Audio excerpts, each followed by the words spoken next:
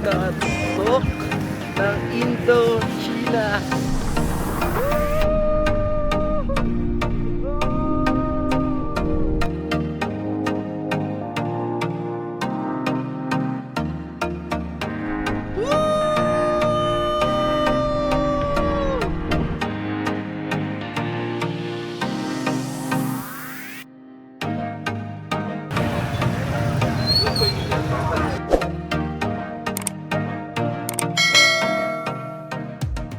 Hi guys! Welcome to my channel and welcome po ulit sa ating panibagong Adam Ventures na gagawin. My name is Adam po, your Adam Ventures. So for today's video guys, another trip natin kasi nung nakaraan 'di ba nagdanang tayo. So tuloy lang to nung danang trip natin, umuwi lang kami, hindi lang namin tinuloy papunta doon sa pupuntahan natin ngayon. Which is pupunta tayo ng Hanoi ngayon guys, and from Hanoi, pupunta tayo ng Sapa. So, first time ko pupunta sa Sapa guys, and sobrang excited ako kasi matagal ko na talagang gusto puntahan ng Sapa, kaso ngayon pa lang ako nagkaroon ng time talaga. Ngayon nasa airport na rin ako, naghihintay na rin ng boarding. So, medyo matagal pa naman, kaya snack muna tayo. So, habang naghihintay guys, syempre pag-usapan natin kung ano yung mga pang-usual na tinatanong pag pupunta ka ng Vietnam.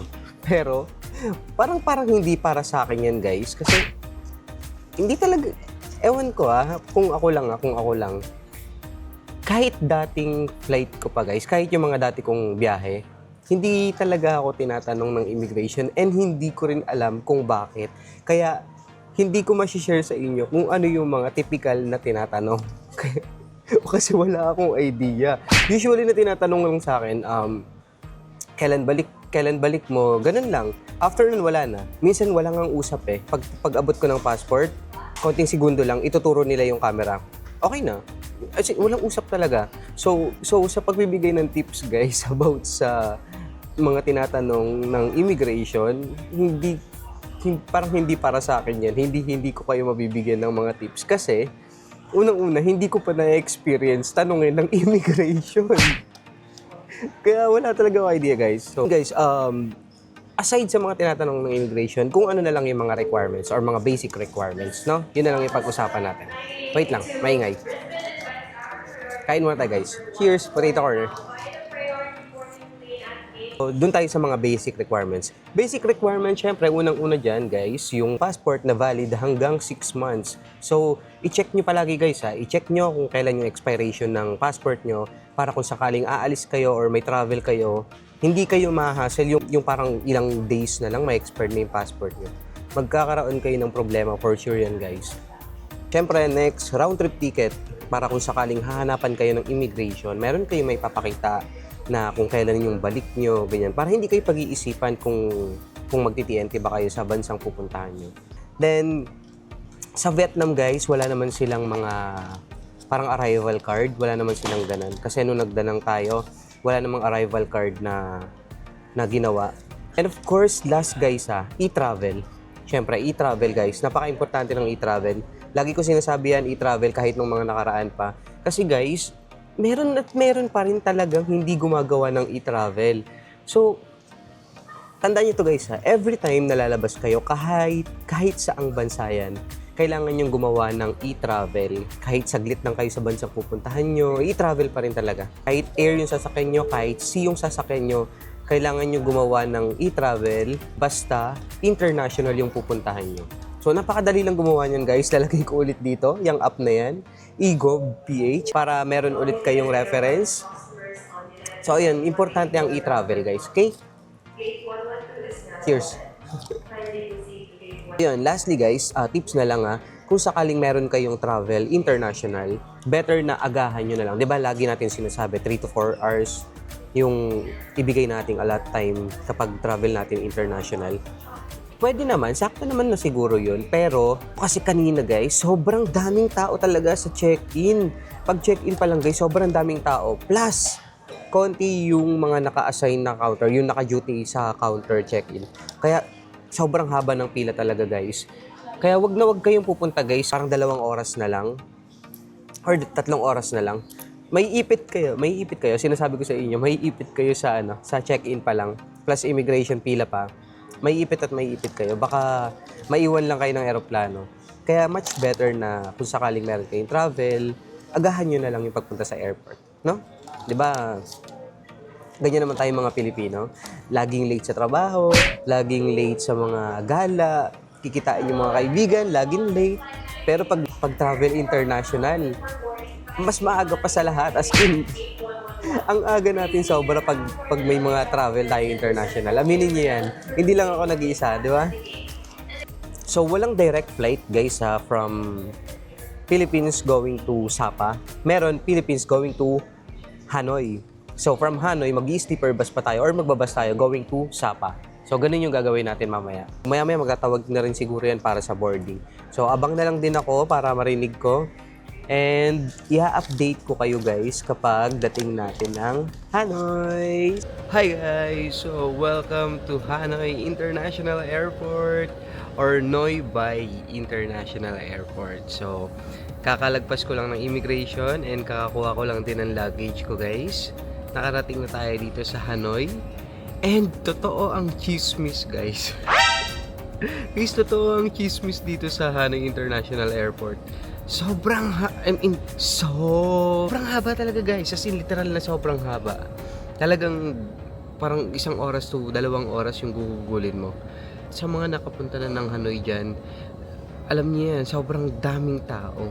Kaya pala sabi nung iba, kumuha daw ng parang express lane. Meron sa Klook guys lalagay ko dyan. Mag-i-screenshot ako, lalagay ko dyan. Yan yung binibili nung iba para mabilis sila sa pila. Kaya kung guys kung nagmamadali kayo, kung kailangan nyo makalabas agad ng airport, bili kayo nung sa Klook, yung express lane. So ako hindi na ako kumuha ng ganyan kasi ang dating ko dito, madaling araw. Maghihintay pa tayo guys ng hanggang alas 6 or 5:30 kasi hanapin ko pa yung sakayan ng bus. 6 AM pa mag-o-open yung bus na sasakyan natin papunta sa Sapa. So kailangan ko pang maghintay dito sa airport. Kaya hindi na ako bumili ng express na lane na nasa TikTok kasi sabi ko kung bibili man ako niyan, anong gagawin ko kung mabilis ako makakalabas ng immigration, di ba? So hintayin ko na lang yung pila.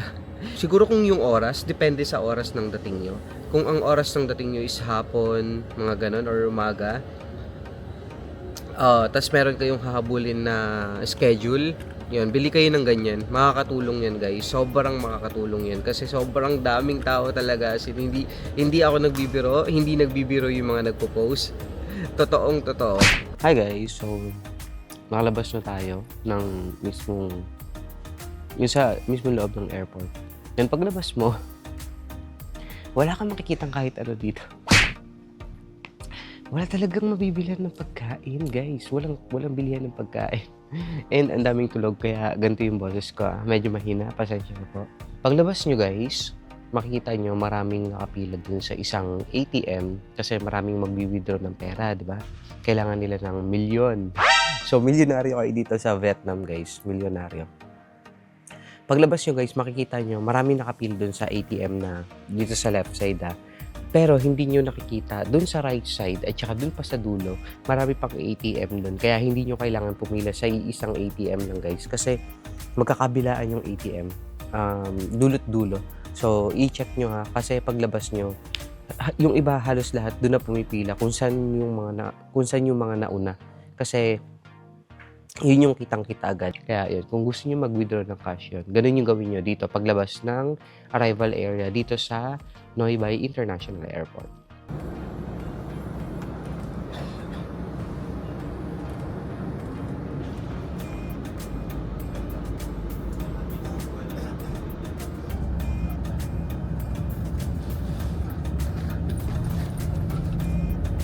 Nandito na tayo sa loob ng sleeper bus mismo. And kakasakay lang din namin. And biyahe na rin to papuntang Sapa. So ang oras ng biyahe guys is 6 to 7 hours. So hindi ko alam guys kung may stopover to Pero I think tuloy-tuloy na to hanggang Sapa. Ewan, not sure. So hinihinaan ko lang yung boses ko kasi may mga natutulog na guys Pero may mga bakante pa. Para makita nyo lang, papakita ko sa inyo mabilis, So, pagpasok nyo guys, yan yung pagpasok nyo. Yan, pagpasok nyo, ubarin nyo yung sapatos nyo, bibigyan kayo ng parang paper bag, then dyan nyo ilalagay yung sapatos nyo. Itong area na to sa taas siya. So, maganda siya guys, ha. Hanggang dun sa dulo, yan, hanggang dun sa dulo. Ang nangyari kanina, pinick up lang sa airport mismo, sa arrival area. Then, may van na nag-pick up doon, papunta doon sa isang place. Then, doon yung parang meet-up point or yung pick-up point ng mga bus going to Sapana. Mabilisan lang guys, pakita ko yung kama, yung buong kama. Ha? So, ito yung buong kama, ito yung buong space. Spacious naman siya. Merong blanket na binibigay. And, aircon, TV.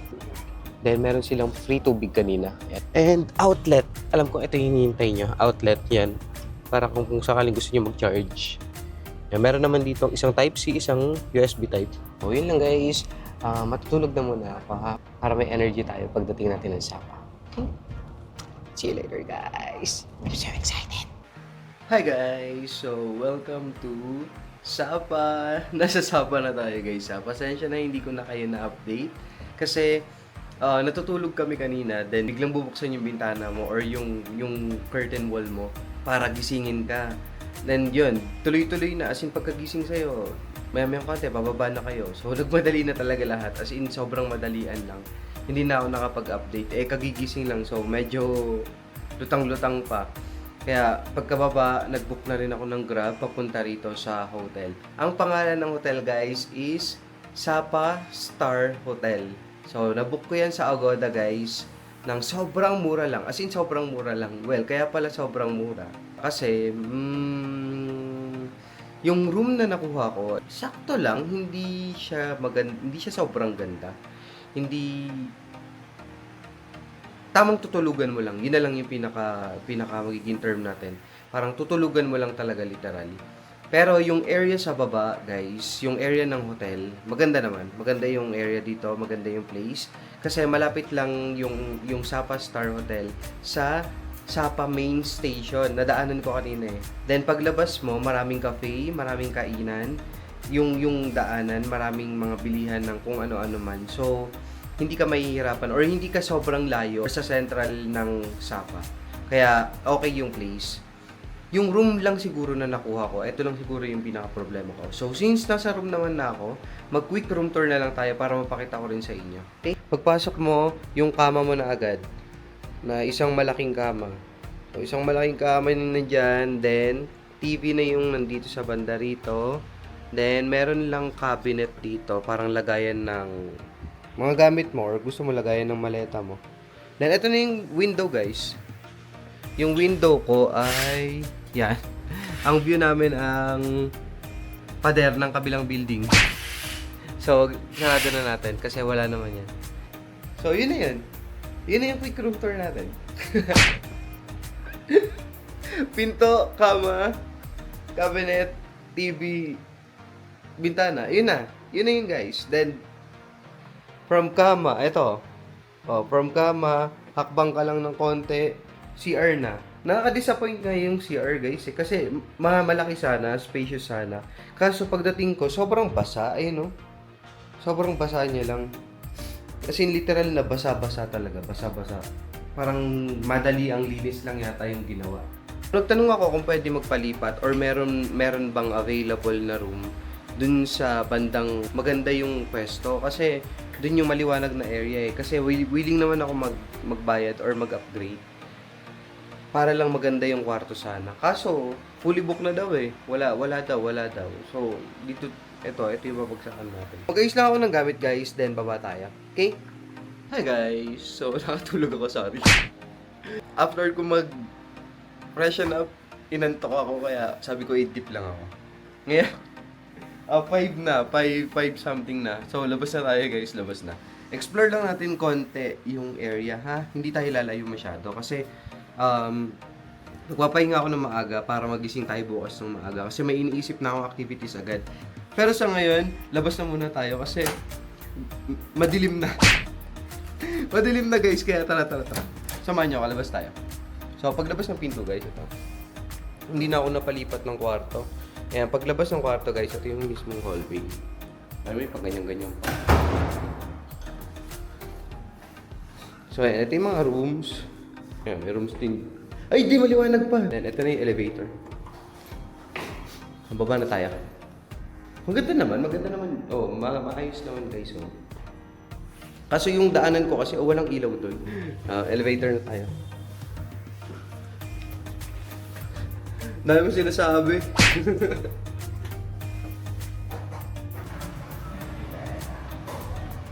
So ayun, paglabas niyo, ano?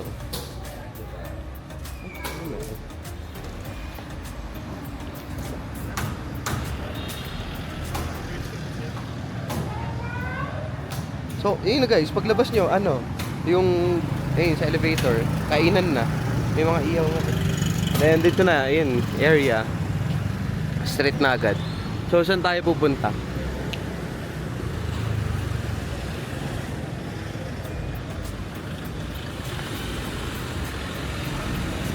Ay, anong meron?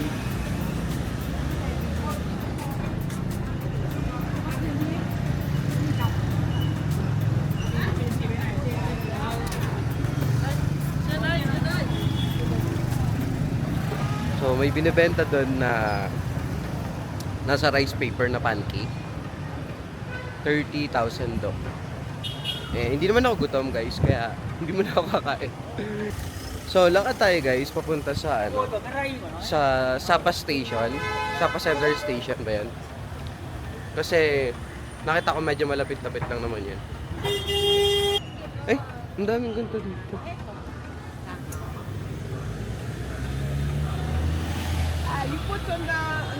Okay kaya kumain sa ganun? Ha? Guys, okay kumain sa ganun? Tingin nyo. Comment nga yung mga nakakain na sa ganun kung na-hospital ba kayo. Kung na-hospital ba kayo, comment nga kayo.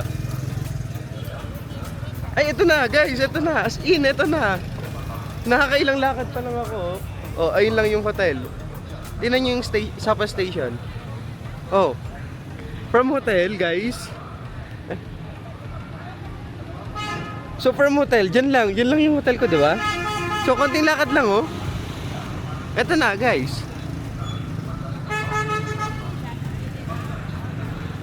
Oh, Sun Plaza, Sapa Station.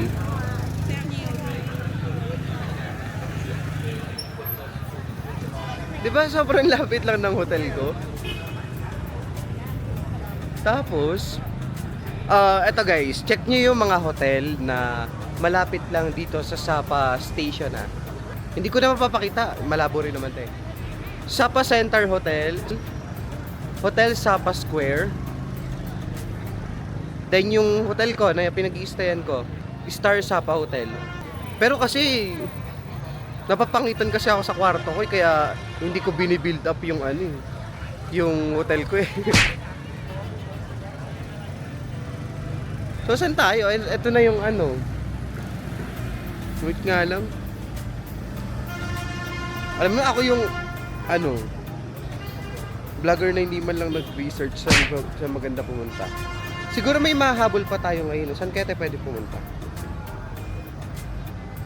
Oh, wait lang guys, mag-search lang ako. Saan tayo punta? Ha?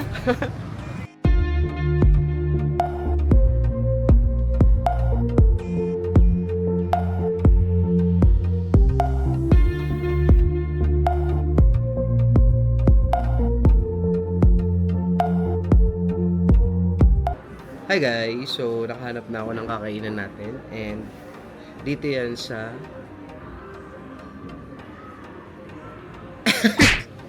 hindi ko alam, sorry, hindi ko alam. Hindi ko matandaan yung pangalan. Pero, malapit lang to sa hotel ko, kaya dito na ako kumain. Ang dami ko nalibot na area kanina, hindi na ako nakapag-video kasi ang daming sasakyan. And, ayun, parang in-enjoy ko muna yung paglalakad ko kasi first night ko dito sa Sapa, Vietnam. And basta, long story. Para sa akin, gusto ko muna mapag-isa guys. Kaya sorry, hindi ko na kayo nasama dun sa part na yun. Kasi hindi rin ako makapagsalita kanina. Gusto ko lang talagang Magsolo muna, maglakad-lakad, magpahangin. Ini-enjoy ko yung lamig. Tapos isip-isip, mga ganun. So, ang daming tumatakbo sa isip ko, kaya pasensya na hindi na ako nakapag-vlog while naglalakad.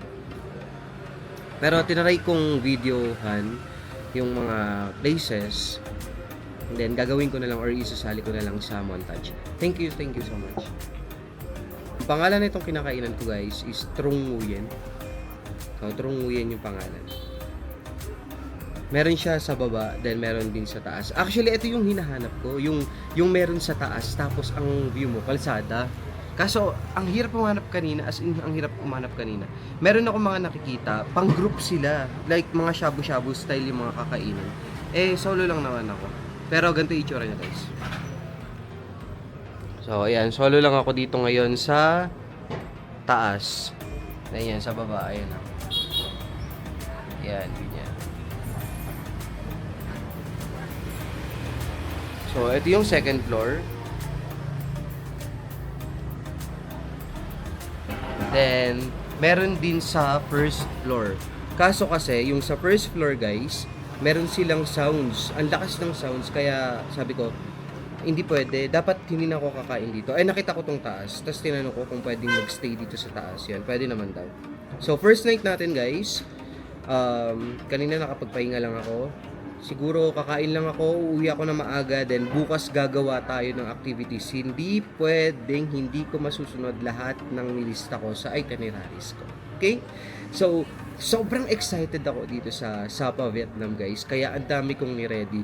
Sana lang, parang kakambal ko na talaga, no? Lagi kong sinasabi yung sana lang makisama yung panahon. Lagi na lang akong inuulan. Alam niyo yun, guys? Laging may ulan, laging umuulan. Hindi ko alam kung kambal ko siya. So, bukas at saka sa mga susunod na araw, merong forecast na uulan daw dito sa Sapa. So, sana hindi matuloy kasi ang gagawin kong activities, mga gustong-gusto ko, guys, mga extreme. 'Di ba? So, sana makisama yung panahon. Pero, kahit umulan yan, tingnan natin. Ipipilit natin yan. Pipilit natin yan. Hindi pwedeng hindi ko magawa yung mga activities na yun. Kailangan ko ng mga bagong memories. Kailangan kong mag-refresh ng utak. Kailangan kong mag-unwind. And baka sa pamamagitan na yun, kahit pa paano, ma-relax ako.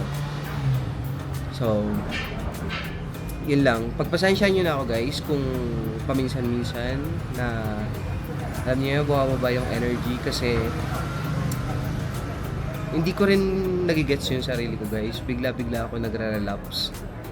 Bigla-bigla uma-atake. And, ayun.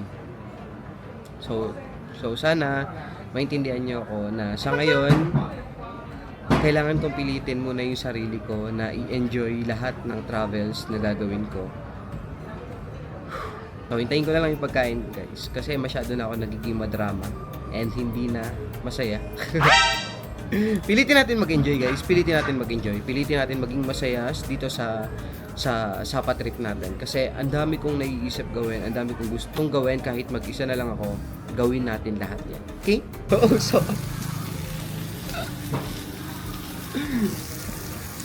Wala, puro uso. Meron tayong pa and meron tayong grilled pork barbecue na merong honey, bell pepper, and sile. May kanin nga, hindi ko alam kung kakainin ko yung kanin. So, hindi ko alam na meron palang isa-serve na kanin. Meron ako noodles, sabaw. Medyo mabigat sa tiyan to pag nagkanin pa ako. Hindi ko alam kung kakainin ko. So, cheers, guys. Tikman natin ha. Kasi lagi kong napapag-compare ang kinain ko sa Danang. And parang ang taas na tuloy ng standard ko simula nung nakakain ako dun sa Danang. So, cheers, guys. Tikman natin.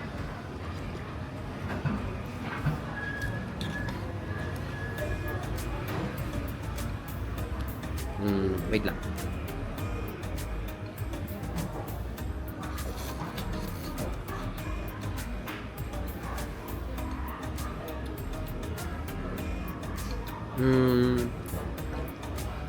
Beef. Wait.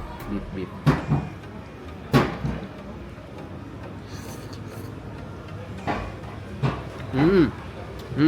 Mm. Yung po or yung pa, hindi ko alam, bahala na kayo dyan kung anong gusto nyo piliin. Masarap yung beef, masarap yung noodles. Yung sabaw malinamnam naman, pero yung typical na ano lang, nilagyan lang ng parang magic sarap, mga ganun-ganun. Minor. Parang sabaw siya, tapos nilagyan ng mga betchin, mga ganun-ganun. So, ganun lang. Ganun lang yung sabaw niya. Walang wow factor. Pero yung noodles at saka yung beef, sarap, malinamnam. So, next, dito tayo sa isa. Yung grilled pork. Try natin. Cheers, guys! Kain na rin kayo.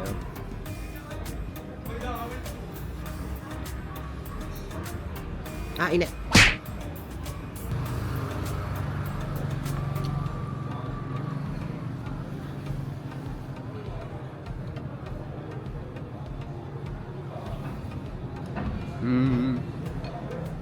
Okay naman.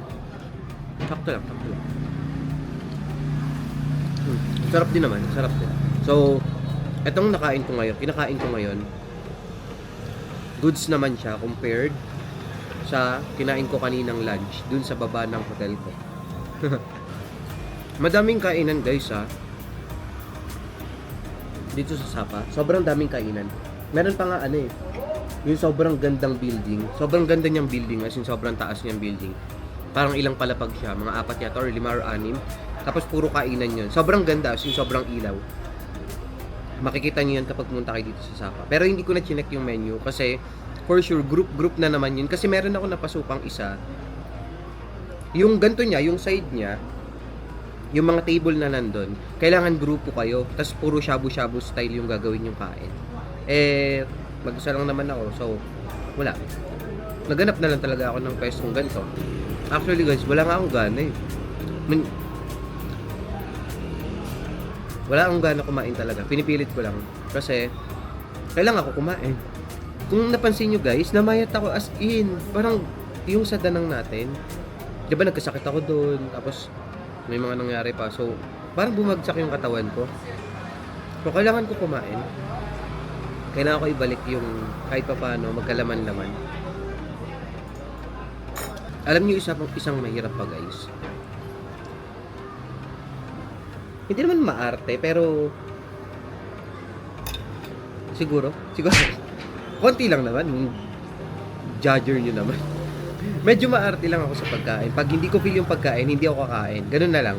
Pag hindi ko feel yung pagkain, hindi ako kakain. Pag hindi ko feel yung sinerve, hindi ko nauubos. Mga ganun. Huwag nyo kayo judge, guys. Parang huwag nyo kayo judge. May ganyan din naman kayo for sure. Yung nag-aarte sa pagkain. Or ako lang ba? Ako lang ba?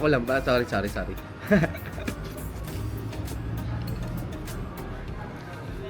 Ako lang pala yung maarte sa pagkain. Well, sorry, pasensya na. Wala, ganun talaga eh. Kaya pag masarap yung pagkain, nai-enjoy ko talaga siya.